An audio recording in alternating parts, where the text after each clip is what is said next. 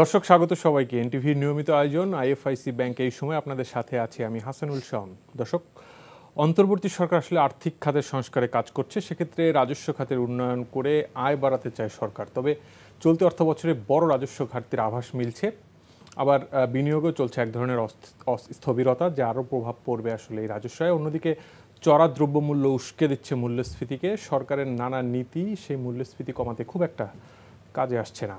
অর্থনীতির এমন সব চ্যালেঞ্জ নিয়ে আজ আমরা আলোচনা করব। জন্য আমাদের সাথে স্টুডিওতে উপস্থিত আছেন তিনজন অতিথি। আছেন দ্য ফিনান্সিয়াল এক্সপ্রেসের বিশেষ প্রতিনিধি এবং ইকোনমিক রিপোর্টার্স ফোরামের সভাপতি দৌলত আক্তার মালা। আরও আছেন গবেষণা প্রতিষ্ঠান র্যাপিডের নির্বাহী পরিচালক এবং ঢাকা বিশ্ববিদ্যালয়ের ডেভেলপমেন্ট স্টাডিজ বিভাগের অধ্যাপক ডক্টর এম আবু ইউসুফ। আরও আছেন একজন ব্যবসায়ী, বাংলাদেশ রেস্তোরাঁ মালিক সমিতির মহাসচিব ইমরান হাসান। স্বাগত আপনাদের তিনজনকে আমাদের স্টুডিওতে। দৌলত আক্তার মালা, আপনার কাছেই শুরুতে আসতে চাই। আমরা আসলে যেমনটি বলছিলাম যে আসলে এখন অর্থনীতিতে বেশ কিছু চ্যালেঞ্জ, তো সেই জায়গাটায় সরকারের আয় ব্যয়ের হিসাব মেলানোটা দিন শেষে তো গুরুত্বপূর্ণ। সেই জায়গাটা আমরা দেখছি যে রাজস্ব আয়ের একটা বড় ধরনের ঘাটতির মুখে। তো আসলে যে একটা পরিবর্তিত রাজনৈতিক প্রেক্ষাপট এখন বাংলাদেশের, সেই জায়গাটায় আসলে এই যে জুলাই বিপ্লব যেই তাগিদে এসেছিল আসলে, মানে সেই জায়গাটায় রাজস্ব খাতেও আসলে অনেক প্রত্যাশা আছে সাধারণ মানুষের, এবং এই জায়গায় অনেক হয়রানি, অনেক নীতি নিয়ে অনেক তর্ক বিতর্ক আমরা বিভিন্ন সময় শুনেছি। মানে আসলে রাজস্ব খাতে পরিবর্তন কতখানি দেখছেন, আপনাদের অভিজ্ঞতা কি আসলে? ধন্যবাদ শাওন, গুরুত্বপূর্ণ প্রশ্ন। কারণ এখন আসলে আমাদের অভ্যন্তরীণ রাজস্ব বাড়ানো ছাড়া আর কোনো উপায় নাই। কিন্তু বাড়াবেটা কিভাবে, আপনি প্রশ্ন করেছেন যে পরিবর্তন। আসলে রাজস্ব খাতে খুব একটা সিগনিফিক্যান্ট পরিবর্তন কিন্তু আমরা দেখি না। কারণ আমাদের রাজস্ব খাতে মেইন দুর্বলতা আমি বলবো যে আমাদের ট্যাক্স বেসটা বাড়ায় নেয়। এখন এক্সিস্টিং যারা ট্যাক্স পেয়ার আছে তাদের উপরেই রাজস্ব বোর্ড কিংবা রাজস্বের খরচটা নেমে আসছে। এতে যেটা হচ্ছে, যখন অতিরিক্ত একটা সেক্টরকে প্রেশারাইজ করা হয়, এটা একটা ইন্টারন্যাশনাল থিওরি, যে তখন কিন্তু ট্যাক্স ইভ্যাশনটা বেড়ে যায়, রাজস্ব ফাঁকিটা বেড়ে যায়। তো আমার মনে হয় রাজস্ব খাতে সরকারের ইন্টারিম গভর্নমেন্ট এখন এসছে, কিংবা পলিটিক্যাল গভর্নমেন্টও যখন ছিল তখনও কিন্তু রাজস্ব খাতে যথেষ্ট পরিমাণ বিনিয়োগ তারা করেনি। রাজস্ব আপনি দেখেন খুলনাতে একটা ট্যাক্স অফিস, একটা মাত্র ট্যাক্স অফিস, যেখানে 7 লাখ করদাতা। তো আসলে তাদের ক্যাপাসিটি কতটুকু ডেভেলপ হয়েছে। এটার বাইরেও আরেকটা বিষয় আছে, যেটা হচ্ছে অনেক কিন্তু লাইক ভাইয়া এখানে আছেন ব্যবসায়ী, অনেক ব্যবসা প্রতিষ্ঠান কিন্তু রাজস্ব নেটের বাইরে রয়ে গেছে। কিছুদিন আগে আমি একটা লেখা লিখেছিলাম যে বাংলাদেশে যত জুয়েলার্স আছে, জুয়েলার্স তো গোল্ড আমরা বলি যে এটা একটা হচ্ছে পশ আইটেম, লাক্সারি, হ্যাঁ, নট এসেনশিয়াল কমোডিটি। তো সেখানে মাত্র 2.5% জুয়েলার্স ভ্যাট নিবন্ধিত, আর বাকিরা ভ্যাটের বাইরে। তো আসলে যেটা হয়, একটা লেভেল প্লেইং ফিল্ড যদি না থাকে তাহলে কিন্তু ইনভেস্টররা ইনভেস্টমেন্ট করবে না। যেটা এক্সিস্টিং যারা আছে ব্যবসায়ী, তারাও ইনভেস্টমেন্ট, আপনি দেখেন যে আমাদের বাইরে প্রচুর টাকা পাচারের কথা আসে। তো সেক্ষেত্রে সবসময় কিন্তু টাকা পাচারকে ঠেকানোর জন্য আপনি ধরে রাখবেন টাকাটা দেশে, আপনাকে সেই মেকানিজমগুলো, সেই পলিসি ফ্রেমওয়ার্ক করতে হবে, যাতে ইনভেস্টররা আপনার দেশেই এমন ইনসেন্টিভ পায় যারা এক্সপ্যানশনে যায়, এক্সিস্টিং ব্যবসায়ীরা, এবং একই রকমভাবে পলিসি সাপোর্ট পায়। যেমন আমি যদি একটা দোকানের মালিক হই, তাহলে আমি যদি ধরেন 15% ভ্যাট দিলাম কিংবা 5% ভ্যাট দিলাম, আমার পাশের দোকানটা যদি ভ্যাট না দিয়ে বেঁচে যায়, কিংবা দিনের পর দিন ভ্যাটের নেট থেকে কোনোভাবে এড়িয়ে যায়, তাহলে কি আমি যেই দামটা আমি ভোক্তাকে অফার করতে পারবো, পাশের দোকানটা অবশ্যই তার থেকে কম দামে অফার করতে পারবে। তাহলে তো আমার সার্ভাইভাল আর হলো না, আমাকে একটা সময় দোকান বন্ধ করে চলে যেতে হবে। এই জায়গাগুলোরই মানে এখন আমার প্রশ্ন যেটা ছিল যে মানে এই পরিবর্তিত পরিস্থিতি, এই জায়গাগুলোতে মানে পরিবর্তন বা পরিবর্তনের লক্ষণ বা সে ধরনের উদ্যোগ আসলে দেখছেন কিনা? কিছুটা আছে। যেমন আজকে একটা খবর, যেটা সব পত্রিকা কিংবা মিডিয়াতে ফলো করে এসেছে, যে অথরাইজড ইকোনমিক অপারেটর এবং এনবিআর একটা এক্সপোর্ট ইম্পোর্ট হাব করেছে হ্যাঁ, এবং ন্যাশনাল সিঙ্গেল উইন্ডো আমরা যেটা বলেছি, ইনভেস্টরদের কিন্তু মেজর একটা কনসার্ন থাকে যে আমি ইম্পোর্টেড গুডস কত তাড়াতাড়ি রিলিজ করতে পারবো। তো সেক্ষেত্রে অথরাইজড ইকোনমিক অপারেটর যে পলিসিটা হয়েছে সেটা কিন্তু 2017 সালের পলিসি। এতদিন ধরে শুধু ফুড ড্র্যাগিংই ছিল, এটাকে ইন্ট্রোডিউস করা হয়নি। এখন ইন্ট্রোডিউস করা হয়েছে, আজকে ফর্মালি 10টা বড় করদাতাকে অথরাইজড ইকোনমিক অপারেটর হিসেবে স্ট্যাটাস দেওয়া হয়েছে। কিন্তু আমাদের অভিজ্ঞতা খুব একটা ভালো না এক্ষেত্রে। যেমন আমরা পত্রিকা কিংবা মিডিয়া প্রচুর কাভারেজ দিই যখন এই ধরনের স্টেপস হয়, যেমন পুরো অটোমেশন হয়ে যাচ্ছে, পেপারলেস হয়ে যাচ্ছে কাস্টমস, অ্যাসাইকোডা ওয়ার্ল্ড আসলে একটা রেভলিউশন হয়ে যাবে, কোয়ান্টাম জাম্প হবে রেভিনিউতে। কিন্তু এটা আলটিমেটলি সাস্টেইন করে না। সাস্টেইন করে না কেন? Because man behind the machine, that is the problem, main problem.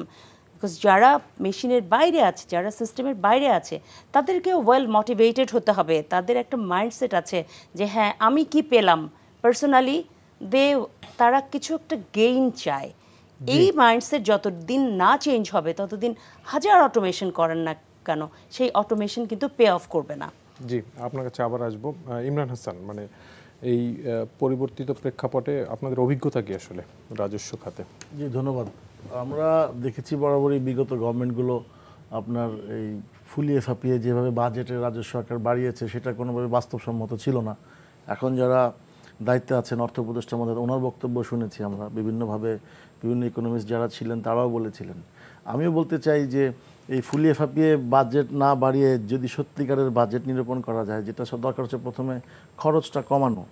আপনি সরকারি খরচ, সরকারি ব্যয় কী পরিমাণ হয়, আমি বিভিন্ন অফিসগুলোতে যখন যাই, সরকারি যে কর্মকর্তা কর্মচারীদের যে বিলাসিতা, বিশেষ করে কর্মকর্তাদের প্রত্যেকটা জায়গায় কীরকম বিলাসিতা যে কল্পনারও বাইরে।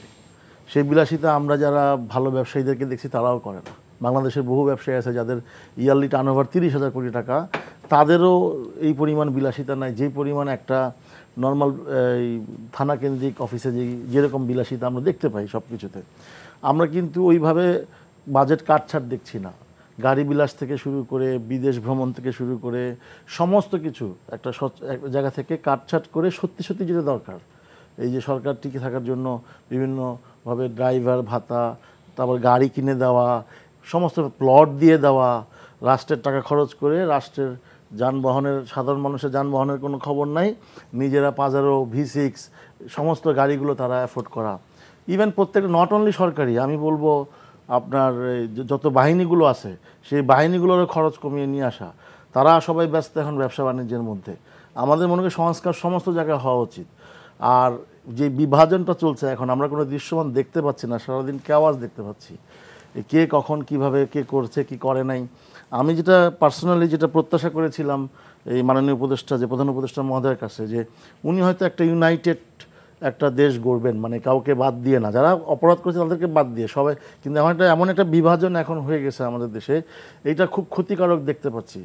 কারণ যদি আমরা ইউনাইটেড না করতে পারি, যদি বিচ্ছিন্নতা থাকে এরকম, যেই পরিমাণ ল অ্যান্ড অর্ডার আপনার ডেটোরেট করছে, সেই পরিমাণ যদি আমরা ইমিডিয়েট যদি রিকভার করতে না পারি, আপনি দেখবেন যে আমাদের রাজস্ব আনন্ত দূরের কথা, বহু ব্যবসায়ী বন্ধ করে পালায় চলে গেছে।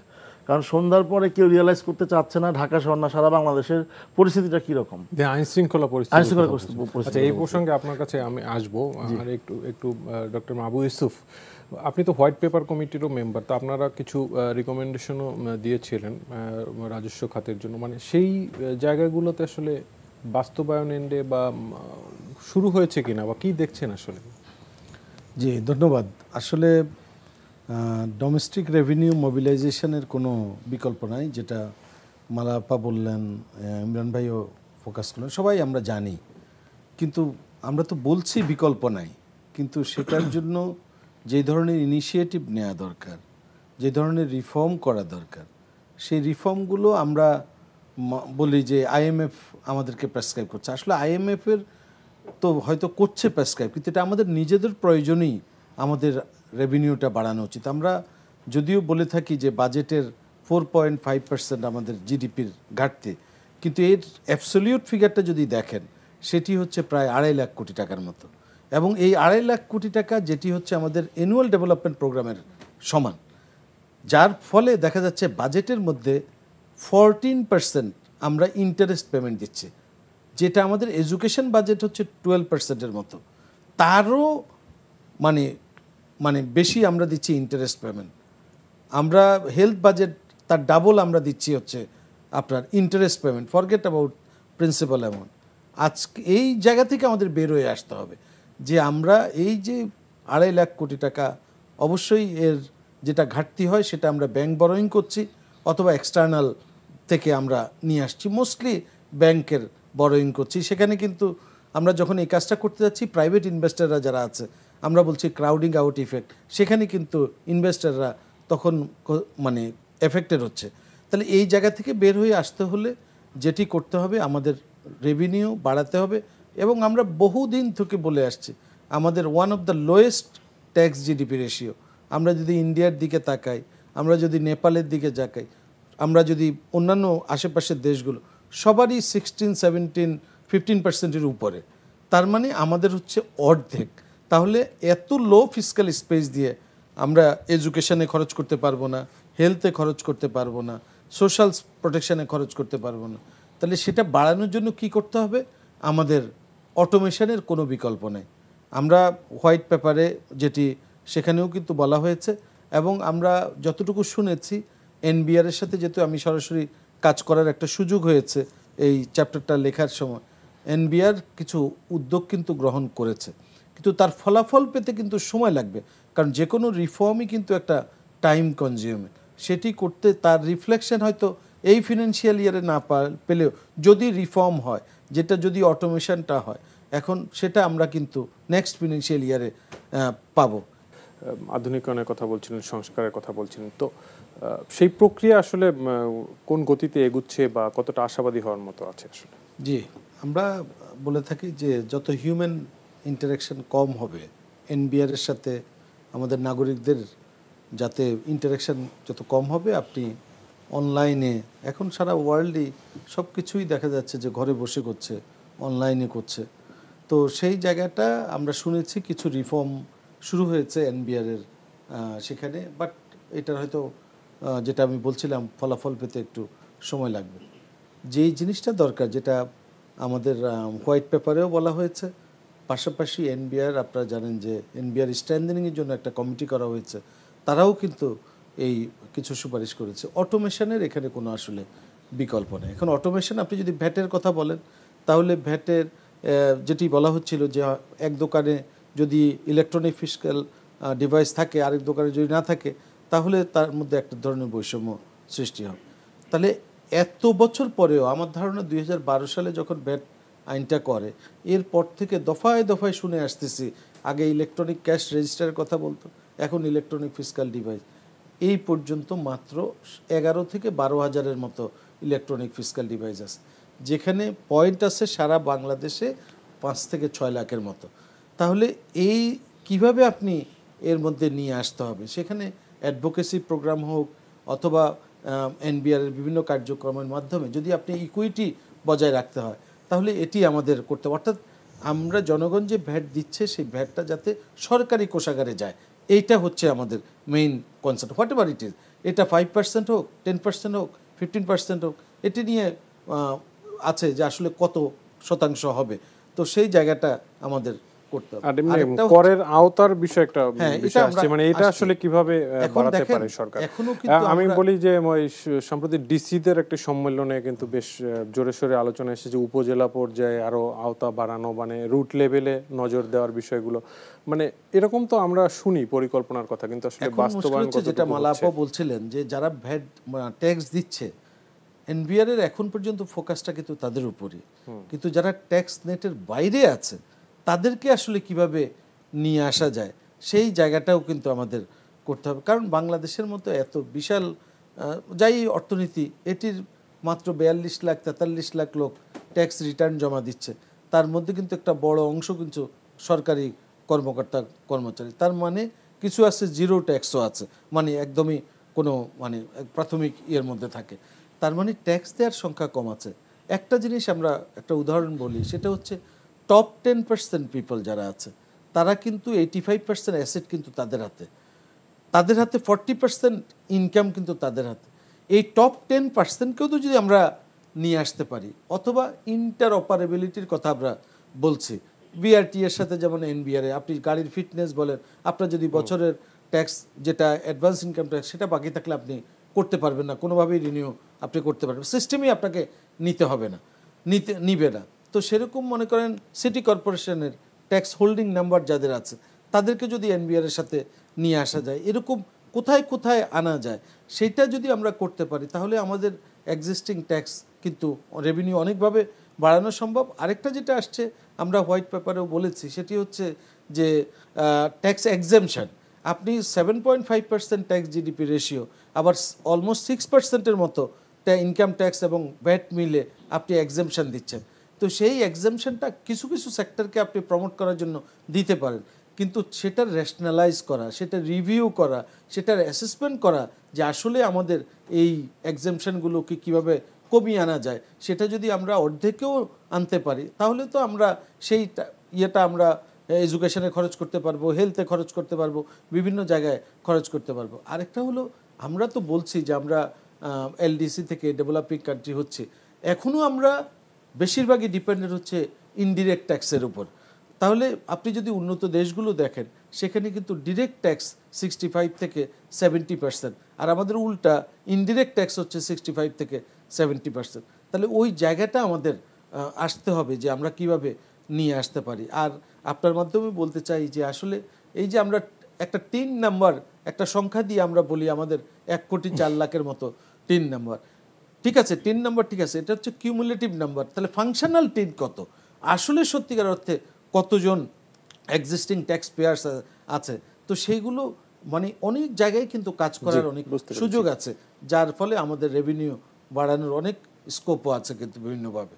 জি, দৌলত আক্তার মালা, আপনার কাছে জানতে চাচ্ছি যে এই ইএফডি মেশিনের কথা বলছিলেন, তো আধুনিকায়নেরও আমরা দেখেছি যে অনেক ধরনের এই ভ্যাটের ক্ষেত্রেই, তবে ভ্যাটের রিটার্নটা এখন পুরোপুরি অনলাইন। আজকেই সম্ভবত এনবিআর চেয়ারম্যান বলেছেন যে আগামী বছর থেকে রিটার্ন, সব ধরনের রিটার্ন অনলাইনে সাবমিট করা যাবে। কিছু অগ্রগতি আমরা দেখছি, মানে সেটা আসলে দীর্ঘসূত্রিতাও দেখছি আমরা এই আধুনিকায়নের ক্ষেত্রে। অনেক প্রজেক্ট নেওয়া হয়েছে, অনেক বছর ধরে এগুলো চলেছে। মানে এখনকার বাস্তবতা আসলে কেমন দেখছেন, বা আমরা মানে আধুনিকায়নের আসলে কোন পর্যায়ে আছি, কতটুকু আছি, বা কতটুকু যাওয়া দরকার আমাদের আসলে সুশাসন নিশ্চিতের জন্য? আধুনিকায়নের স্টেপসগুলো আমরা গত, আপনি যদি 1 দশক আগে দেখেন তখনও কিন্তু আধুনিকায়নের অনেক পদক্ষেপ রাজস্ব বোর্ড নিয়েছিল, তো সেগুলো আসলে ওরকম আগায়নি, এখনও নিচ্ছে। এখনও বিভিন্ন আধুনিকায়নের পদক্ষেপ, নতুন নতুন আশার বাণী আমরা শুনি এবং সেগুলো বড় বড় নিউজও হয়। এটা কেন আগায় না, আমার কাছে কাজ করতে গিয়ে যেটা মনে হয়েছে যে আধুনিকায়নের পদক্ষেপগুলো খুব মানে ছাড়া ছাড়া, স্ক্যাটার্ড যেটাকে বলা হয়, মানে একটার সাথে, ইউসুফ ভাই যেটা বললেন যে ইন্টারঅপারেবিলিটিটা নাই, যে যেমন ইনকাম ট্যাক্স রিটার্ন যেটা করা হলো, এটা সুন্দর সিস্টেম, ভালো সিস্টেম, আমরা অনলাইনে ট্যাক্স রিটার্ন দিচ্ছি, এটার সাথে আপনাকে ট্যাগ করতে হবে ব্যাংকের অ্যাকাউন্ট, যাতে ওই ফর্মের মধ্যে আপনি ব্যাংক থেকে কত টাকা আপনার কেটে রাখলো ট্যাক্স, কিংবা আপনার গাড়ির সাথে, এটা হয়েছে গাড়ির সাথে বিআরটিসির সাথে হয়েছে গাড়িটা, এরকম অন্যান্য যেসব জায়গায় আপনি যদি দেখেন আমাদের কিন্তু ট্যাক্সের একটা বড় অংশ আগেই কেটে নিয়ে যায় রাজস্ব বোর্ড।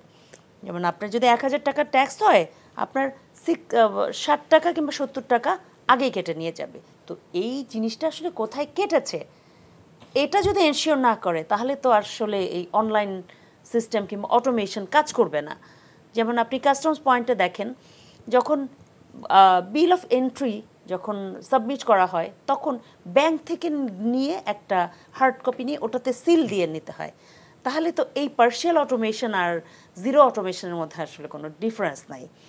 এমনি মাইন্ডসেটের কোনো বিষয় আছে কিনা, মানে রাজস্ব বিভাগের কর্মকর্তাদের অবশ্যই মাইন্ডসেটের তো একটা বিষয় আছে, একটা মিসট্রাস্ট কাজ করে। আপনি জানেন যে আমাদের দেশে ট্যাক্স ইভাশনটা অনেক হাই, আমাদের মাত্র 30,000 কোম্পানি কর্পোরেট ট্যাক্স পেয়ার হচ্ছে ট্যাক্স রিটার্ন দেয়, ওয়ারেজ আরজিএসসিতে 2.5 লাখের মতো কোম্পানি আছে। আমাদের মাত্র এই যে 1 কোটি something tax pairs identification number আছে, এর মধ্যে মাত্র 40 লাখের মতো ট্যাক্স রিটার্ন দেয়। আসলে আমাদের জনসংখ্যা তো অনেক, তাহলে এর মধ্যে কি মাত্র এই 1-2%ই ট্যাক্সেবল ইনকাম? না, অনেক লোকের ট্যাক্সেবল ইনকাম আছে কিন্তু ট্যাক্স দিচ্ছে না। তো এটা হচ্ছে ঠকবাজতে গা উজাড় এরকম একটা না, পরিস্থিতি আমি কাজ জানতে করে চাচ্ছিলাম মানে এনবিআর এর মধ্যে মানে কর্মকর্তাদের মধ্যে এই যে আধুনিকরণ হলে অনেক ধরনের যে অভিযোগ থাকে, মানে সেই জায়গাটায় এই সুযোগগুলো যত আধুনিকরণ হবে ততই তো কমে আসবে, মানে সেই জায়গায় মাইন্ডসেটে বা এটা বিরোধিতা অন্তরালে আছে কিনা আসলে? হ্যাঁ, এটা আমি আসছি আপনার প্রশ্নটাতে।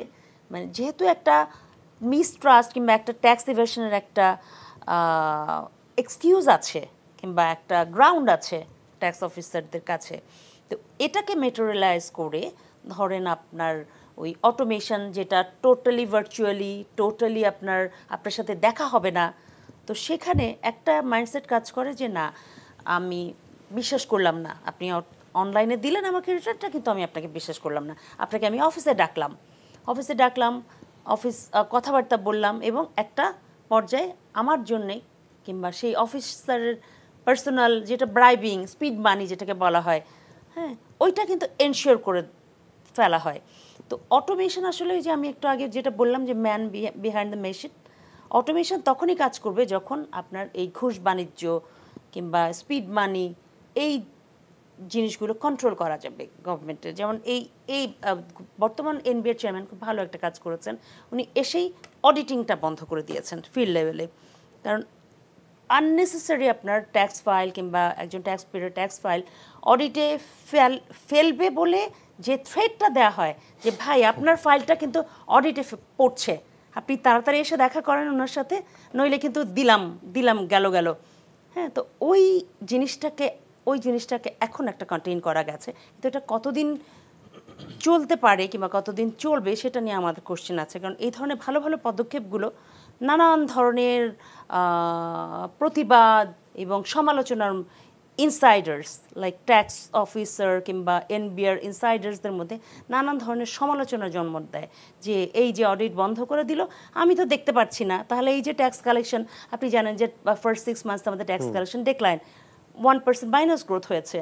তাহলে এই জিনিসটা কি আসলে অডিটের কারণেই হয়েছে, নাকি আমাদের ইকোনমি পারফর্ম করতেছে না, আমাদের ক্রয় ক্ষমতা কমে গেছে, আমাদের ইনভেস্টমেন্ট কমে গেছে, এমপ্লয়মেন্ট কাট হচ্ছে, অনেক লে অফ হচ্ছে, হ্যাঁ, ইন্ডাস্ট্রি বন্ধ হয়ে গেছে, এটার কারণে?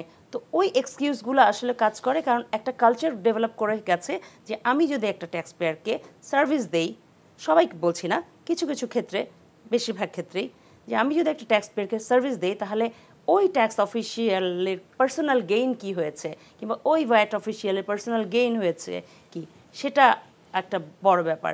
একটু আগে ভাইয়া বলছিলেন আমাদের ইনফর্মালি ইয়েতে যে ওনার সেক্টরেও একটা বড় অংশ ট্যাক্স কিংবা ভ্যাট নেটের বাইরে। তারা কিভাবে থাকে ট্যাক্স ভ্যাট নেটের বাইরে?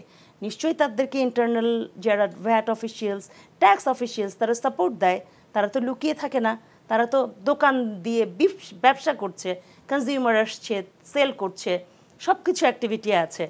তাহলে তারা চোখের সামনেই ব্যবসা করছে, 2টো প্রতিষ্ঠান দিচ্ছে আর 3টা প্রতিষ্ঠান দিচ্ছে না। তো এটা আসলে কে দেখবে? গভর্নমেন্ট দেখবে, কারণ ট্যাক্স পেয়ার্স মানি দিয়ে কিন্তু তাদের স্যালারি হয়, এটা বুঝতে হবে। আপনি মানে সেটা আসলে মানে নিশ্চিত গভর্নমেন্ট কিভাবে করতে পারে আসলে যদি ভেতরে এই ধরনের সমস্যা থাকে? আমি নিশ্চিত করতে পারে, কারণ এক্সাম্পলারি পানিশমেন্ট লাগবে। আপনি 100 জনের মধ্যে 2 জনকে পানিশমেন্ট দেবেন, বাকি 80 জন কিন্তু মেসেজ বাকি 98 জন মেসেজ পেয়ে যাবে যে এই জিনিসগুলো করলে আমাকে এরকম পানিশ হতে হবে। কিন্তু আমরা তো দেখি না, খুব কম, 1 জন 2 জন কিংবা খুব সিলি কারণে পানিশ হয়, কিন্তু কোনো ট্যাক্স পেয়ারকে হ্যারাস করার জন্য ওরকম পানিশমেন্ট কিন্তু দেখিনি। আজকে 2 দশক ধরে আমি সাংবাদিকতা করছি, ট্যাক্স নিয়ে লিখছি, আমরা আসলে খুব কমই লিখতে পেরেছি যে কোনো ট্যাক্স পেয়ারকে হ্যারাস করার জন্য অমুক অফিসিয়ালকে পানিশ করা হয়েছে।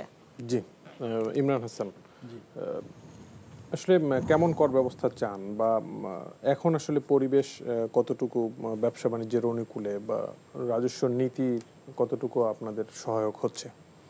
ধন্যবাদ। আমি আসলে প্রথমেই আমি দীর্ঘদিন যাবৎ অবজার্ভ করছি, যেহেতু সেক্টরে কাজ করছি, যে সিস্টেমটা করা হয়েছে এনবিআর এর, এই সিস্টেমেই গলতটা। কারণ এনবিআর নিজেই ট্যাক্স নির্ধারণ করে, নিজেই কালেক্ট করে। আমরা মনে করি যে একটা গণতান্ত্রিক চর্চায়, গণতান্ত্রিক দেশে যে পার্লামেন্টারি বোর্ড আছে বিভিন্ন, যারা ট্যাক্স নির্ধারণ করবে, কাদের সঙ্গে কথা বলবে, ওই স্টেক হোল্ডারদের সাথে, প্রত্যেকটা আলাদা আলাদা স্টেক হোল্ডার, যে ব্যবসা, তাদের পুরো কথাটা শুনবে এবং একটা কমিটি করে তারা ফিল্ড লেভেলে গিয়ে ব্যবসার পরিস্থিতিটা বোঝার চেষ্টা করবে, এই ব্যবসাটা কীভাবে হয়, কত পার্সেন্ট প্রফিট লেভেল আসে, কীভাবে সব কিছু হয়, দেখে শুনে বুঝে তারপর একটা বাস্তবিক একটা প্ল্যান করে সেটার একটা এক্সিকিউশন করবে, যে এই সেক্টরে এর বেশি ট্যাক্স হওয়া উচিত না, এই সেক্টরে এর বেশি ভ্যাট হওয়া উচিত না, এইভাবে এই সেক্টরে ট্যাক্স ভ্যাট নির্ধারণ করতে হবে। কিন্তু এনবিআর কি আপনাদের সাথে আমি শেষ করি, সব পক্ষের সাথেই তো আমরা দেখি বিভিন্ন সময় আলোচনায় প্রাক বাজেট এনবিআর বসবে না, এনবিআর এর কাজ এটা না, প্রবলেমটা এখানেই, এটাই সিস্টেমের প্রবলেম। এনবিআর এর কাজ ট্যাক্স নির্ধারণ করা না, এনবিআর এর কাজ হচ্ছে ট্যাক্স কালেক্ট করা, ট্যাক্স নির্ধারণ করবে সরকারের, যারা সরকার চালাবে, যারা গভর্নমেন্ট থাকবে, তারা ট্যাক্স নির্ধারণ করবে, কাদের সঙ্গে বসবে, স্টেক হোল্ডারের সঙ্গে বসবে।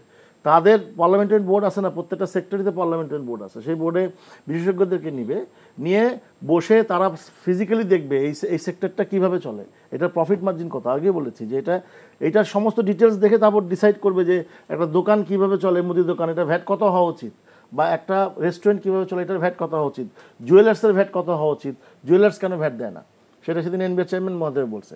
তো আপনি প্রত্যেকটা স্টেক হোল্ডারের সাথে বসতে হবে, ইন্ডিভিজুয়ালি বসে প্রত্যেকের প্রবলেম শুনে এবং বাস্তবিকভাবে নিরূপণ করতে হবে আপনার কাস্টমার কারা, তাদের অ্যাফোর্ড ক্যাপাবিলিটি কী, ভ্যাট দিলে তারা ট্যাক্সের সাথে কী রিলেশন আসে। আমরা বহুদিন থেকে বলে আসছি এনবিআর কীভাবে বসে, 40টা অ্যাসোসিয়েশনকে দাওয়াত দেয়, 2 ঘন্টার মিটিং, চা আর সমুচা খেতে খেতে টাইম শেষ, হ্যাঁ আপনি বলেন, 1 মিনিট বলার আগে হ্যাঁ আপনি বসেন। আরে আশ্চর্য, ওইটা ওই যে জমিদারি প্রথা, ইস্ট ইন্ডিয়া কোম্পানি যেভাবে জমিদারি প্রথা দিয়ে দিছে, তোমরা সরকার দিয়ে দিছে, তাদেরকে দায়িত্ব আমাদেরকে রাজস্ব আদায় করে দাও, তারা এখন চাপকায় পিটায়, নিজেরা কিছু পকেটে ঢুকায়, আবার নিজেরা কিছু দেশের বাইরে পাঠায় এবং সরকারকে মন চাইলে কিছু দেয়। থার্ড পার্টি আছে যারা আবার নেগোশিয়েট করে, তারাও কিছু কামায়। দোকানদার মহাখুশি, ঠিক আছে আমি সরকারকে কিছু দিলাম, ওনারাও কিছু দিলাম, থার্ড পার্টিকেও দিলাম। এইভাবে একটা রাষ্ট্র আজকে 50 বছর এইভাবে চলতেছে। আমি ছোটোবেলায় যখন আমার বাবার ছোট্ট ফ্যাক্টরি ছিল, আমি নিজে ট্যাক্স দিতে গেছি, কী দেখ ট্যাক্স দিবা, এটা অনেক ঝামেলা বাবা, তুমি কিছু দিয়ে যাও, আমি বানায় জমা দিয়ে দিচ্ছি। সেটা এখনও চেঞ্জ হয় নাই, এটা ফ্যাক্ট কেউ বলে না। আপনি যা আমি দিচ্ছি তো আমার উপর আবার কালকে আবার খরচ আসবে। আমি নিজে এরকম 200 ব্যবসায়ী চিনি যাদের টিন ওইভাবে নাই, টিন দেয় 2000-3000 টাকা ট্যাক্স দেয়। আপনি আসেন, সিস্টেমটা এমন, বিদেশে যাওয়ার আগে আমাদের ইমিগ্রেশনে কিন্তু অটোমেশন করা, একটা ইমিগ্রেশন অফিসার চৌকুশ আপনি দেন, সে পাসপোর্টটা স্ক্যান করার সাথে সাথে বলতে পারবে কয়বার সেই বছরে বিদেশে গেছে। ওর সাথে আপনি লিঙ্ক দেন যে তার ট্যাক্স পেয়ার কত, সে কোন দেশে গেছে সে লেখা থাকবে, কত ট্যাক্স দিছে এই বছর, দেখবেন সে 3000 টাকা ট্যাক্স দিছে, বিজনেস ক্লাসে সে ট্রাভেল করতেছে।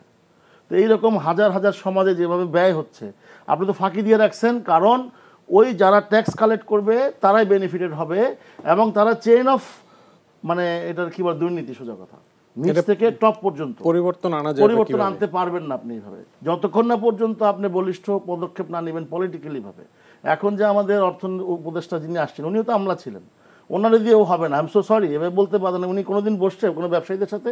উনি বসবে শুধু গার্মেন্টস সেক্টর, মানে একটা গার্মেন্টস, ওখানে নির্যাতন হয় না, ওরা সব ট্যাক্স রিবেট পায়, সব প্রবলেম পায়, ওদের শ্রমিক 30 জন, 50 বিলিয়নের এক্সপোর্টের কথা বলে, 40 বিলিয়ন তারা আবার ইম্পোর্ট করে, থাকে 10 বিলিয়ন, এর মধ্যে ভাগযোগ করে ব্যাংক টাকা পয়সা নিয়ে তারা, আজকে গার্মেন্টস আমার উপর রাগ হইতে পারে, আমাদের সেক্টরে তো 30 লাখ শ্রমিক কাজ করে, কই সরকার আজ পর্যন্ত এই সেক্টর নিয়ে একটা দিন কাজ করছে? শুধু এই সেক্টরে ভ্যাট ট্যাক্স কালেক্ট করা দরকার হলে আমাদেরকে গলার চিপে, আমি বলেছি লাস্ট এই ভ্যাট কমানোর সময় যে আমরা বাংলাদেশে একটা রেস্তোরাঁ ভ্যাট ট্যাক্সের আওতায় বাইরে থাকতে পারবে না, আপনি সিস্টেম ঠিক করেন। কই আমাদের সাথে বসে নাই তো, আমার তো ভয় লাগে এনবিআর যেতে। আমি যখনই যাব তখনই কালকে কোনো না কোনোভাবে আমার উপর একটা আলাদা প্রেশার হবে, আর আমি ভ্যাট আদায় করলেও ভ্যাট পুরো দিতে পারবো না, ট্যাক্সেশন প্রক্রিয়া জটিলতা আছে। যদি আমি ভ্যাট পুরো দেই, ওই ট্যাক্স দিতে গেলে আমার বাড়ি ঘর বিক্রি করতে হবে। এটা যে বলে আসছি এতবার, এই যে মিডিয়াতে বলেছি, চিঠিতে বলেছি, বিভিন্ন জায়গায় বলেছি, আজ পর্যন্ত কেউ কি উদ্যোগ নিয়ে বলেছে যে এই এত বড় একটা সেক্টর যেখানে 2 কোটি সরাসরি লোক যুক্ত, প্রত্যক্ষ পরোক্ষ দুইটাই, 30 লক্ষ শ্রমিক, আজ পর্যন্ত কি কোনো উদ্যোক্তা, কোনো সরকারের উপদেষ্টা বলেন, কোনো সরকারের এনবিআর কর্মকর্তা বলেন বা অর্থ সচিব বলেন, কাউ বলেন যে ঠিক আছে এই সেক্টরকে ডাকি আমরা একটা কথা বলি? এইটাই আমাদের দেশের প্রবলেম। এই টোটাল ব্যুরোক্রেসি যতদিন পর্যন্ত চেঞ্জ না হবে, ততদিন পর্যন্ত যে যার মতো, আপনার সবার একটা করে ব্যাংক হবে, পুলিশের একটা হবে, আর্মির একটা হবে, বিডিআরের একটা হবে, আনসারের একটা হবে, যে যার মতো ভাগ হয়ে যাবে এটা নিয়ে কেউ কথা বলে না, কারণ অল পলিটিশিয়ানরা তাদেরকে সুবিধা দিয়েই ক্ষমতা টিকেছিল। কারণ তাদেরকে প্লট দেওয়া হবে, তাদের জন্য আলাদা সিটি বানানো হবে, তাদের ছেলেমেয়েরা ভালো জায়গায় পড়বে, তাদের জন্য ভালো স্কুল হবে, তাদের জন্য সব হবে। দেশের জনগণ নিয়ে কেউ চিন্তা করে নাই। আমরা কুলুর বলদ, আমরা কাজ করব, আমরা ট্যাক্সেশন নিষ্পেষিত হব, ভ্যাটও নিষ্পেষিত হব, এবং আমরা যোগান দিয়ে যাব। এই টাকায় তারা নিজের বাহারিভাবে তারা জীবনযাপন করবে। এইভাবে রাষ্ট্র যদি সত্যি বিপ্লব হয়ে থাকে, সত্যিকারের বিপ্লব চাই, টোটাল চেঞ্জ চাই। কীভাবে চেঞ্জ করবেন আপনি? আমরা তো চেঞ্জের কোনো নমুনা দেখছি না। এত বড় আমাদের আর্মি প্রশাসন যারা আমাদেরকে সহযোগিতা করলো এই 5ই আগস্টের পরে, তাদেরকে তো উল্লেখযোগ্য ভূমিকা দেখতে পাচ্ছি না। কেন রাস্তায় এখনও চাপাটি নিয়ে ভয় আতঙ্কে থাকি? সন্ধ্যার পরে আমাকে প্রতিদিন দেখতেছি ফেসবুকে। কেন আপনি লাইনটা ঠিক তো করতে পারছেন না? এটার এফেক্টে তো ক্ষুদ্র ব্যবসায়ীরা হচ্ছে। আপনি দেখেন আরেকটা বড়, আপনাকে আজকে বলে ওয়ার্ন করে যাচ্ছি, আপনি বোধহয় খেয়াল করেন নাই, 7 মাস হয়ে গেল অলমোস্ট আমাদের বোধহয় এই সরকারে এসছে, কৃষিতে কোনো আমরা দৃশ্যমান কিছু দেখতে পাচ্ছি না। আলু শুনেছি উৎপাদন কম হয়েছে, এখনই আলুর দাম বাড়তি। আপনার অনেক ক্ষেত্রে পেঁয়াজের ন্যায্য মূল্য পাওয়া যায় নাই। আমরা অনেকের সাথে পাড়া প্রতিবেশী অনেকের সাথে আমাদের সম্পর্ক খারাপ, তারা কি ছেড়ে দিবে আমাদেরকে? তো সুতরাং আজকেও দেখলাম স্টেটমেন্ট আমাদের এই পররাষ্ট্রমন্ত্রী ইন্ডিয়ার, যে আপনি আমাকে গালি দিবেন আবার সম্পর্ক স্বাভাবিক করতে বলবেন, এটা তো হবে না। তারা কি বসে থাকবে? প্রশ্নটা হচ্ছে, আমরা সব যদি রাজনীতিকরণ করে ফেলি, সব যদি আমরা সম্পর্ক খারাপ করে ফেলি, তাহলে যে আমাদের যে কৃষির যে একটা বিপর্যয় আমি দেখতে পাচ্ছি, আপনি দেখতে পাচ্ছেন না। কারণ কৃষক এই উইন্টারে ফলের দাম পাই নাই, সবজির দাম পাই নাই। এই যে ট্রান্সপোর্টেশন ঠিক করতে পারেন না আজকে 50 বছরে, কৃষক ন্যায্য ট্রান্সপোর্টেশনের ভিত্তিতে তার প্রোডাক্ট বাজারে নিয়ে যাবে, এইটুক করতে শুধু সিন্ডিকেটের উপর সবাই চাপাই দিচ্ছেন। আপনারা এমনভাবেই পলিসিটা করছেন, ওই 5 জন ব্যবসায়ী প্রত্যেকটা জায়গায় বড় হবে, এটা বলে আসছি। ওই 5 জন ব্যবসায়ীর বিরুদ্ধে ব্যবস্থা নিয়েছেন? তেল নাই বাজারে। পরশুদিন আমি এখন কক্সবাজার থেকে এইমাত্র আসলাম, পরশুদিন আমাকে বললো বাজারে কোনো তেল নাই, 26 তারিখে কোনো তেল আসবে না। তেল ঠিকই পাওয়া গেছে, আমি 20 টাকা প্রতি লিটারে বেশি দিয়ে তেল নিছি। আমি কাকে অভিযোগ করব? কাকে অভিযোগ করব বলেন? এইটা কিভাবে এই ইম্প্যাক্টটা আমি পড়বে আমার লোকের? বিষয়টা হচ্ছে এই যে অরাজকতাটা প্রত্যেকটা সমাজের প্রত্যেকটা জায়গায় রন্ধে একটা অরাজকতা শুরু হয়ে গেছে। এইটাকে নেতৃত্ব দেওয়ার জন্য আমি আশাবাদী ছিলাম প্রফেসর ইউনূস সাহেবকে নিয়ে, কিন্তু আমি ওনার ওইরকম দেখতে পাচ্ছি না। আমি এজ এ ছোটো ব্যবসায়ী হিসাবে ওনার উচিত ছিল যারা সত্যি গিলটি তাদেরকে সবার আগে প্যাকেট করা, আর যারা সাধারণ আমি সাপোর্টার থাকতেই পারি, আমি কেন বাড়িতে ঘুমাইতে পারবো না? আমার কেন সাপোর্ট করার জন্য আমার ফ্যামিলির নামে 5টা-6টা মামলা হয়ে যাবে? উনি একটা অর্ডার দিলেই তো হয়, যে অথচ যেই মামলাগুলো হয়েছে এই মামলায় তো কারো কিছু হবে না, স্পেসিফিক মামলা হওয়া উচিত ছিল। আমরা শুনছি, আমি এই কথাটা পলিটিক্যাল চলে গেছে। আমি বলতে চাই যে সত্যি যদি আপনি দেশ গড়তে চান, যদি দেশের টাকা দিয়ে দেশকে চলতে চান, স্বাবলম্বী করতে চান, তাহলে আপনার সবাইকে সম্পৃক্ত করতে হবে। আপনি ওই চেয়ারে বসে এনবিআর এর বিশাল ভবন বানিয়ে আপনি সচিবালয়ে বসে নিজে একটা লিখে আপনি চাপাই দিবেন, আমাদেরকে স্টিমুলার চালাবেন, আপনি কোনোদিনই ট্যাক্স ভ্যাট আদায় করতে পারবেন। জি, বুঝতে পেরেছি। ডক্টর এম আবু ইউসুফ, মানে ইমরান হাসান একটি কথা বলছে, আইন শৃঙ্খলা পরিস্থিতির কথা বলছিলেন আর কি।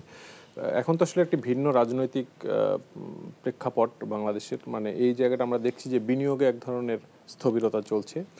দৌলত আক্তার মালাও যেটি বলছিলেন যে আগামী দিনে কর্মসংস্থানে এটির একটি অনেক বড় নেতিবাচক প্রভাব পড়তে পারে। বা সাম্প্রতিক সময় আপনাদের র্যাপিডের একটি গবেষণাও আমরা দেখেছি যে দারিদ্র্যসীমার একটু উপরে যারা অবস্থান করছিলেন অনেকে যে হাই ইনফ্লেশনারি ইম্প্যাক্টের কারণে নিচে, তো কর্মসংস্থান আসলে আমাদের খুবই চিন্তার একটা জায়গা, সামনের দিনে দুশ্চিন্তার একটি জায়গা হতে পারে। তো সেই জায়গাটা এই যে বিনিয়োগের স্থবিরতা, কর্মসংস্থানে এটার নেতিবাচক একটা আশঙ্কা থাকে, মানে এই রাজনৈতিক বাস্তবতায় মানে এখানে আসলে করণীয় কি আছে? জি, আসলে এটা বলার আগে আমি একটু বলতে চাই যে এনবিআর এর, আপনি বলতে চাচ্ছিলেন যে এনবিআর এর আগ্রহের জায়গাটা কীরকম। আমার যেটুকু মানে ইন্টারাকশান হয়েছে, আমার কাছে মনে হয়েছে যে একটা সময় এসছে, একটা মোমেন্টাম এসছে। আমি জানি না হয়তো কতদিন এই আগ্রহ থাকবে। আমরা যখন কাজ করছিলাম তখন মনে হচ্ছিল যে এখনকার যে যারা আছে বা যাদের সাথে আমরা কথা বলেছি তারা আসলে কিছু করতে চায়, কিছু একটা মোমেন্টাম আসছে। আমি বলছি কতদিন থাকবে তা জানি না, এবং পার্সন টু পার্সন ভেরি করতে পারে, কিন্তু আমি যাদের সাথে কথা বলেছি, চেয়ারম্যান মহোদয় থেকে আরম্ভ করে অন্যদের সাথে যারা, তো আমার কাছে মনে হচ্ছে এই মোমেন্টামকে যদি আমরা একটা কাজে লাগাতে পারি, যেটা বলা হয়েছে এখন যে মানে ম্যানুয়াল যে অডিটটা, সেই অডিটটা এখন বন্ধ আছে, কিন্তু যতক্ষণ না পর্যন্ত এটাকে একটা টেকনোলজির মাধ্যমে যখন এটা অডিটটা করবে, যে স্বয়ংক্রিয় মেশিনের মাধ্যমে 5% বা 10% তাদেরকে খুঁজে বের করবে, কোনো আরবিট্রারি যাতে কোনো কিছু না থাকে। তো এটা তো একটা ভালো উদ্যোগ। আরেকটা হচ্ছে যে এখন এই যেই কথাটা বলছিলেন যে আমরা দেশকে যদি এগিয়ে নিয়ে যেতে চাই, তাহলে আমাদের যে মোমেন্টাম যেটি এসছে, অটোমেশনের কোনো বিকল্প নাই, যেটি আমরা বলছি রেভিনিউ বাড়ানোর পাশাপাশি আমরা যেটা বলছি যে আমাদের যে কর্মসংস্থানের কথা আপনি বলছেন, বিনিয়োগের স্থবিরতার কথা বলছেন। এখন বিনিয়োগ যদি কারা করবে, বিনিয়োগ করতে হলে আপনার দেশের বিনিয়োগের যে সহায়ক পরিবেশ, একটা মানুষ আপনার দেশে কেন ইনভেস্ট করবে? আপনার তখনই ইনভেস্ট করবে যখন মনে করবে এখানে আমার বিনিয়োগের একটা পরিবেশ আছে, আমার যে সার্ভিসগুলো আছে সেই সার্ভিসগুলো, অর্থাৎ আমি বিনিয়োগ করে যদি কোনো একটা ইন্ডাস্ট্রি করতে চাই তাহলে সেটা আমি সহজভাবে করতে পারবো। সেটার জন্য যেই ধরনের ফ্যাসিলিটিসগুলো দরকার, যেই ধরনের সার্ভিসগুলো দরকার, আমরা সেই ধরনের সার্ভিসগুলোকে আমরা দিতে পাচ্ছি। পাশাপাশি মনে করেন একজন বিনিয়োগ করেছে, সে কিন্তু যখন ইনকামটা করছে সে কিন্তু বাংলাদেশি টাকা ইনকাম করছে। যখন সে তার দেশে টাকাটা সে নিয়ে যাবে তখন কিন্তু সে ফরেন কারেন্সিতে নিবে, কিন্তু আপনার ফরেন কারেন্সি আমাদের যে রিজার্ভ আছে সে রিজার্ভ কিন্তু স্টিল আন্ডার প্রেশার। আমাদের $20 বিলিয়ন মতো, যেটা হচ্ছে আমাদের 3 মাস 3.5 মাসের ইম্পোর্ট পেমেন্ট আমরা দিতে পারি। এটাকে আপনি একটা কমফোর্ট জোনে যদি না নিয়ে যেতে পারেন ততক্ষণ পর্যন্ত বিনিয়োগকারীদের দেশি ইনভেস্টররাও তো বিনিয়োগ করা বন্ধ করে দিয়েছেন। আইন শৃঙ্খলা পরিস্থিতির কথা হচ্ছে, আজকেও অনেকগুলো শিক্ষা প্রতিষ্ঠানের শিক্ষার্থীরা বিক্ষোভ করেছেন আইন শৃঙ্খলা পরিস্থিতি ঠিক করার জন্য, এবং অনেক উপদেষ্টার পদত্যাগও তারা দাবি করেছেন। মানে এই জায়গাগুলোতে আসলে আমরা আমরা কি পারছি না নাকি আমাদের অর্থনৈতিক স্থিতিশীলতা যেমন দরকার, সেটা পাশাপাশি ল অ্যান্ড অর্ডার সিচুয়েশন কিন্তু আপনার যেই মাত্রায় থাকার কথা, যেই জায়গায়, সেই জায়গায় কিন্তু আমরা দেখছি না। সুতরাং একটা আরেকটা কিন্তু পরিপূরক, আপনি কোনটা আইসোলেটেড না। আপনি ইকোনমিক স্টেবিলিটির পাশাপাশি আপনার ল অ্যান্ড অর্ডার সিচুয়েশনও কিন্তু আপনাকে আপনার নিরাপত্তার জায়গা থেকে আরম্ভ করে এই বিষয়গুলো কিন্তু থাকে। আমরা গার্মেন্টস ফ্যাক্টরিগুলোতে আনরেস্ট দেখেছি। এখন এই জায়গাটা কেন করতে পারছে, তাহলে এটা কিভাবে আমরা বন্ধ করতে পারি? সেখানে এই যে মনে করেন ডায়ালগ বলেন, অথবা এখানে কোনো ভেস্টেড কোনো ইন্টারেস্ট গ্রুপ আছে কিনা, যারা হয়তো এখানে কোনো তৃতীয় কোনো শক্তি আছে কিনা, যারা কোনো সুযোগ নিচ্ছে, তাহলে আপনি কেন তাদেরকে সুযোগ দিবেন? তো সেই জায়গাগুলো আমাদের আসলে কাজ করতে হবে। আরেকটা হচ্ছে এমপ্লয়মেন্টের কথা বলছেন। এখন দেখেন এমপ্লয়মেন্ট হবে কোথায়? ইন্ডাস্ট্রিয়ালাইজেশন কি হয়েছে? সো ইন্ডাস্ট্রিয়ালাইজেশন হতে হলে আপনার প্রাইভেট ইনভেস্টমেন্ট, আমরা দেখছি যে প্রাইভেট ইনভেস্টমেন্ট যেই পর্যায়ে থাকার কথা, আপনি হয়তো বলছেন যে আমি এটাকে 24 থেকে 27 বা 30-এ নিয়ে যাব, কিন্তু আসলে আপনি কিভাবে নিয়ে যাবেন? তো সেই ধরনের বিনিয়োগ হতে হলে প্রাইভেট সেক্টরের যারা আসলে ভালো ব্যবসায়ী, আমি বলছি না সবার কথা, কিন্তু যারা সত্যিকারের ভালো ব্যবসায়ী, যারা ঠিকই ব্যাংক থেকে ঋণ নিয়ে তারা পরিশোধ করছে, সুতরাং তাদেরকে তো আপনাকে সাপোর্ট দিতে হবে, তাদেরকে আপনাকে আলাদা করতে হবে। সেক্টরগুলোকে শুধুমাত্র আমরা জানি আরএমজি সেক্টর আমাদের lifeline of our economy, কিন্তু সেখানেও কিন্তু অন্যান্য যে সমস্ত সেক্টরগুলো আছে, চাষ সেক্টরগুলো আছে, সেখানেও কিন্তু আপনাকে সাপোর্ট দিতে হবে। তো সেই জায়গাটার একটা পলিসির যে কনসিস্টেন্সি আছে, সেই কনসিস্টেন্সিও কিন্তু বজায় রাখতে হবে। জি, বুঝতে পেরেছি। দৌলত আক্তার মালা, বিনিয়োগ পরিস্থিতি নিয়ে ব্যবসায়ীদেরও উদ্বেগ আছে, আইন শৃঙ্খলা পরিস্থিতি নিয়ে, এবং বিনিয়োগ যেটি বলছিলাম যে আজকেও অনেক জায়গায় এই বিষয়গুলো নিয়ে কথা উঠেছে। আসলে এই বিনিয়োগ যদি আমরা পিছিয়ে যাই, সেটা তো সার্বিকভাবে অর্থনীতি এক ধরনের চাপে পড়বে। তো সেক্ষেত্রে অন্তর্বর্তী সরকারের করণীয় কি? আসলে বিনিয়োগটা আসলে আমাদের দেশে কত হয়েছে, যেমন গত রেজিমে আমরা লিখে এসেছি যে বিনিয়োগ হচ্ছে জিডিপির 22 to 23% স্ট্যাগনেট হয়ে আছে। আসলে কি তাই? যদি এভরি ইয়ার আমাদের 22 to 23% বিনিয়োগ যদি স্ট্যাগনেট হয়ে থাকতো, তাহলে কিন্তু এমপ্লয়মেন্ট সিচুয়েশন এরকম হতো না, তাই না? তো আমাদের মূল দুর্বলতা আমার কাছে মনে হয় আমাদের ডেটা, যেটা সেটা একটা ভ্রান্তি তৈরি করে। আমাদের বিনিয়োগটা আসলে কত সেটা জেনে কিন্তু ইন্টারিম গভর্নমেন্টকে সেই বিনিয়োগের জন্য কাজ করতে হবে।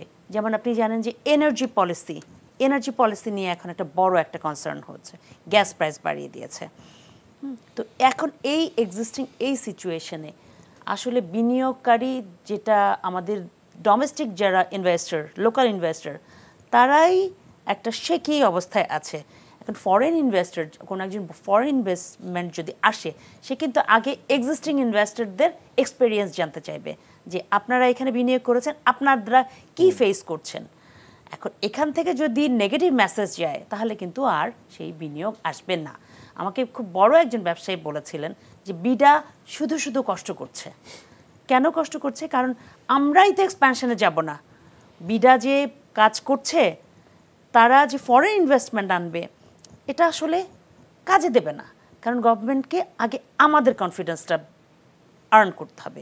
তো আমার কাছে ইন্টারিম গভর্নমেন্টের জন্য এই একটাই মেসেজ যে আপনারা লোকাল ইনভেস্টরদের কনফিডেন্সটা আর্ন করেন, আগে কনফিডেন্সটা বিল্ড আপ করেন, তারপর আপনারা দেখবেন অটোমেটিক্যালি ফরেন ইনভেস্টররা আসবে। আমাদের মেইন স্ট্রেংথ কি? আমাদের হচ্ছে ম্যান পাওয়ার আছে, আমাদের ডেমোগ্রাফিক ডিভিডেন্ড, এই জিনিস কিন্তু ওই ওয়েস্টার্ন ওয়ার্ল্ডে নাই।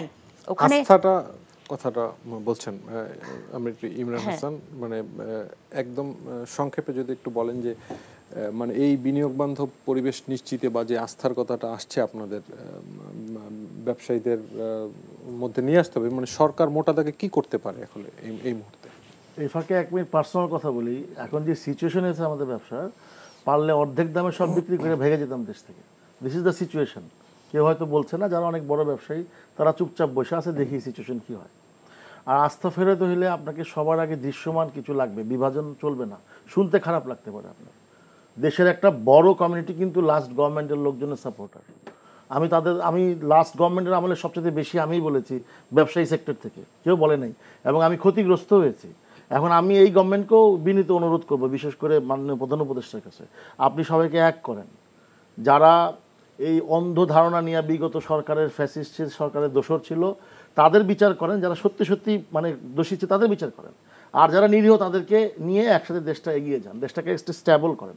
স্টেবল না, দেখতে পাচ্ছি না স্টেবল আমরা দেশটা, কারণ টোটাল একটা জেনারেশন দেখতে পাচ্ছি যে ডিস্ট্রয় হয়ে যাচ্ছে আমার। কারণ নিজেরা যেভাবে মারামারি শুরু হয়েছে ক্ষমতার দ্বন্দ্বে, আমরা এটা চাই, এটা করি নাই, এই দল জামাত বলেন, শিবির বলেন, যেই বলেন, গণজাগরণ, যত কিছু বলেন, যা দেখতে পাচ্ছি টক শোতে প্রতিদিন কোনো না কোনো জায়গায়, প্রতিদিন কোনো না কোনো কলেজে একটা ইনোসেন্ট ছেলে ইন্টারমিডিয়েট পড়ে বা অনার্সে পড়ে, তার এখন কলেজে থাকার কথা, ইউনিভার্সিটি থাকার কথা, সে এখন রাস্তায় তো করে ফেলছেই। এখন রাস্তায় না থেকে কি করে এই গভর্নমেন্টকে, কারো মন চাইলেও আপনি পদত্যাগ করেন, কারো মন চাইলেও আপনি সেখানে শক্তভাবে আরও কিছু সত্যি ভালো কিছু উপদেষ্টা নেই। বাংলাদেশে কি যোগ্য লোক নাই? নিয়ে সবার আগে ল অ্যান্ড অর্ডারটা ঠিক করুক এবং একটা নির্বাচনের ব্যবস্থা করুক, যত দ্রুত সংস্কার করতে হবে। সংস্কার করতে বেশি দিন সময় লাগে না, একদম কপি পেস্ট করা যায়। সংস্কার কি, আপনি বেসিক কিছু এই নির্বাচন প্রক্রিয়া যেন কেউ প্রশ্নবিদ্ধ করতে না পারে, এই টোটাল বিষয়গুলোই তো, এটা তো এতদিনে লাগার কথা না। এখন অনেক কথা উঠতেছে। কালকের স্টেটমেন্টে আপনি ওই যে ক্ষমতা আওয়ামী লীগ যখন ছিল তখন সাধারণ মানুষকে কিন্তু তারা গুনাই ধরে নাই, যে কোনো কারণে হোক, যেভাবে হোক, যে ওয়েতেই হোক। 5ই আগস্ট কিন্তু দেখছে পলিটিশিয়ানদের শিক্ষা কিন্তু হয় নাই। আমি বলেছি পলিটিশিয়ানদের কারো শিক্ষা হয় নাই, কারণ আমি পলিটিক্স করি না, কারো শিক্ষা হয় নাই। আমার মনে হয় না যে এই দেশে সময় নেই। এখন যারা আছে ওনারা যদি সত্যি করতে চায়, এখন সবাইকে একসাথে নিয়ে করতে হবে, কোনো বিভাজন না। দ্যাট ইজ আমার পয়েন্ট। জি, আপনাদের তিনজনকেই ধন্যবাদ আসলে আমাদের স্টুডিওতে এসে গুরুত্বপূর্ণ আলোচনায় অংশ নেওয়ার জন্য। দর্শক, আজ এখানেই শেষ করছি। আমাদের অনুষ্ঠানটি পুনরায় দেখতে ভিজিট করুন এনটিভির অনলাইন www.ntvbd.com। সবাই ভালো থাকবেন, সুস্থ থাকবেন। ধন্যবাদ সবাইকে, শুভরাত্রি।